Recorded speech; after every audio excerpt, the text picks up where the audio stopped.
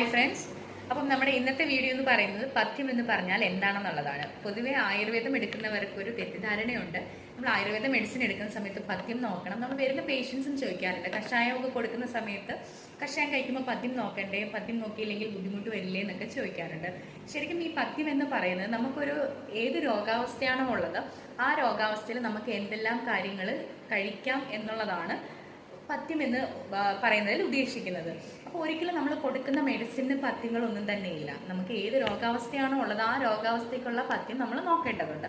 ഒരു എക്സാമ്പിൾ പറഞ്ഞാൽ ഒരു ഗ്യാസ്ട്രിക് അൾസറായിട്ടൊരു പേഷ്യൻറ്റിന് നമ്മൾ പറയാറുണ്ട് എരിവുള്ള കാര്യങ്ങൾ പാടെ നമ്മൾ ഒഴിവാക്കണം എന്ന് പറയുന്നത് നമ്മൾ കൊടുക്കുന്ന മെഡിസിനുള്ള പഥ്യമല്ല.